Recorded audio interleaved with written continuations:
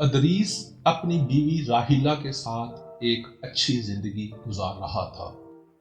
ادریس کا بڑا بھائی جواد اور والدہ گاؤں میں رہائش پذیر تھے، جہاں ان کو آبائی زمینوں اور باغات سے اتنی آمدن ہو جاتی تھی کہ جواد کو کچھ کرنے کی ضرورت نہ تھی۔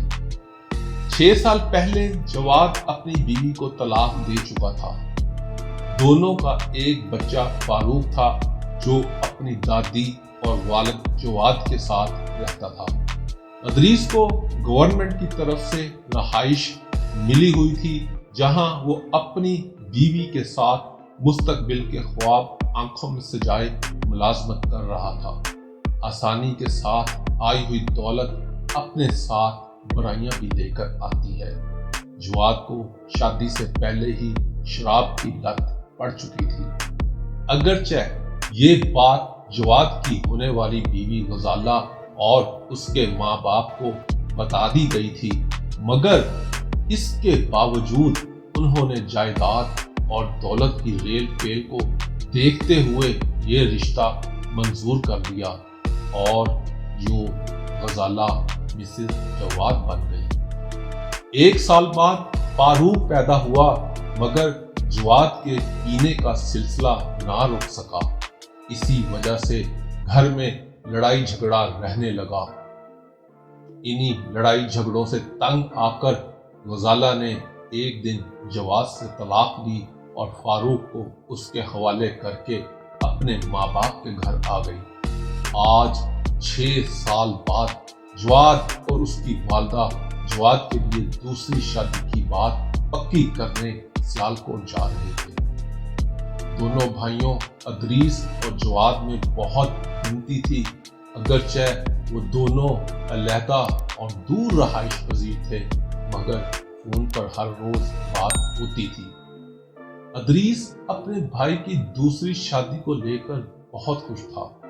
صبح جب جواد، فاروق اور اس کی ماں سیالکوٹ کے سفر کے لیے نکل رہے تھے تو ادریس کی جواد سے فون پر بات ہوئی۔ ادریس نے اسے احتیاط سے گاڑی چلانے کی نصیحت کی اور تاکید کی کہ سیالکوٹ پہنچ کر اسے فون ضرور کرے۔ جواد اور اس کی ماں کو سیالکوٹ میں اپنے چچا کے ہاں ٹھہرنا تھا اور اگلی صبح اپنے ہونے والے سسرال چچا کے ساتھ ہی جانا تھا۔ دوپہر کو ادریس نے بھائی کو فون کیا تو فون بند جا رہا تھا اور اسی طرح ماں کا فون بھی بند ہی ملا۔ رات گئے تک ادریس کی کسی سے بات نہ ہو سکی۔ ادھر چچا بھی فکر مند کہ رات ہو گئی اور بھتیجا نہ پہنچا۔ طرح طرح کے خیالات لیے ادریس نہ جانے کب سو گیا۔ اگلی صبح ادریس تھانے پہنچا اور اپنے بھائی کے بارے میں بتایا۔ 2 دن کے بعد ادریس کو تھانے سے فون آیا کہ اس کے بھائی کی گاڑی فیصلہ آباد سے ملی ہے۔ ابھی اس کی فیملی کا کوئی اتا پتہ نہیں۔ چند روز کے بعد پولیس کو ادریس کی فیملی کے 3 افراد کے جسم اسلام آباد کے ایران علاقے سے ملے۔ ایک ہستی بستی فیملی کو نہ جانے کس کی نظر لگی کہ اب صرف ادریس اور اس کی بیوی اس خاندان میں باقی بچے۔ پولیس کو یہ جائیداد کا معاملہ لگا اور پہلا شک ادریس پہ کیا گیا، مگر ہر طرح کی تفتیش میں پولیس ادریس کے خلاف کچھ نہ ڈھونڈ سکی۔ پولیس اس معاملے کو بھی نہ حل کر پا رہی تھی کہ سیالکوٹ جانے والوں کی گاڑی فیصلہ آباد کس طرح پہنچی اور تمام افراد اسلام آباد جبکہ گاڑی فیصلہ آباد سے ملی۔ پولیس نے جواد کے بینک اکاؤنٹ کی ڈیٹیل منگوائی اور پھر پہلا سراغ یہاں سے ملا۔ ادریس نے سیالکوٹ جاتے وقت راستے میں ATM سے پیسے نکلوائے تھے۔ پولیس نے اس ATM کی CCTV کی فوٹیج حاصل کی۔ اس فوٹیج میں پولیس کو ایک چوتھا شخص بھی نظر آیا جو گاڑی ڈرائیو کر رہا تھا۔ پولیس نے یہ فوٹیج ادریس کو دکھائی کہ شاید وہ اس شخص کو جانتا ہو۔ ادریس نے پولیس کو بتایا کہ یہ تو اکمل ہے जो जवाद का दोस्त है, मगर ये भाई के साथ इस तरह जा रहा है।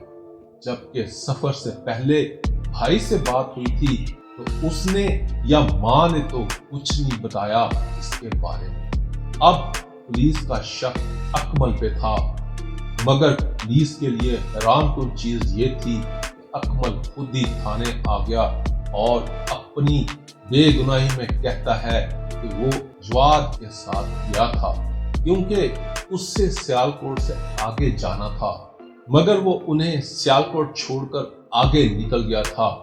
जवाद की तबीयत ठीक नहीं थी, ये बात जवाद ने ही उसे बताई थी। फिर अचानक उसका भी सियालकोट से आगे जाने का प्रोग्राम बन गया क्योंकि वो जानता था जवाद सियालकोट जा रहा है, तो वो वहां चला आया। इस तरह जवाद को आराम करने का मौका मिल गया और वो ड्राइव करता रहा। पुलिस ने अकमल, अदरीस और जवाद के फोन रिकॉर्ड्स निकलवाए और फिर पुलिस को इन फोन रिकॉर्ड से एक और कहानी का पता चला। अकमल का शुरू से ही अदरीस के घर आना जाना था। अदरीस शादी करवाकर शहर वापस आ गया और अब उसे इंतजार था कि कब उसे गवर्नमेंट की तरफ से घर मिले और वो अपनी बीवी को बुला ले। अकमल का जवाद के घर आना जाना था और फिर उसकी दोस्ती अदरीस की बीवी से हुई और इस तरह बात दोस्ती से आगे बढ़ती चली गई। अकमल को कभी काम मिलता और कभी ना, माली हालत भी पतली थी। अकमल चाहता था कि अदरीस की बीवी तलाक लेकर उससे शादी कर ले, मगर वो ये कदम सिर्फ इस वजह से नहीं उठा रही थी कि अकमल के पास कोई काम काज नहीं था। फिर अकमल ने मंसूबा बनाया अदरीस और उसकी फैमिली को रास्ते से हटाने का। इस तरह तमाम जायदाद अदरीस की बीवी के पास आ जाती और फिर दोनों शादी कर लेते। ये सब इंकशाफात अकमल ने किए जब पुलिस के सामने अदरीस की बीवी और अकमल के दरमियान होने वाली कॉल्स का रिकॉर्ड सामने आया। अदरीस खुशकिस्मत था कि बच गया, वरना अगला शिकार वही था। अकमल ने मजीद बताया कि उसने सबको रास्ते में जहर मिला खाना खिलाकर मार दिया था। इस्लामाबाद पहुंचकर जिसाम को ठिकाने लगाया। कार उसने जानबूझकर पुलिस को गुमराह करने के लिए फैसलाबाद राने में छोड़ दी। जुर्म जुर्म होता है, कभी छुपता नहीं। बस यही बात मुजरिम जुर्म करने से पहले नहीं जानता।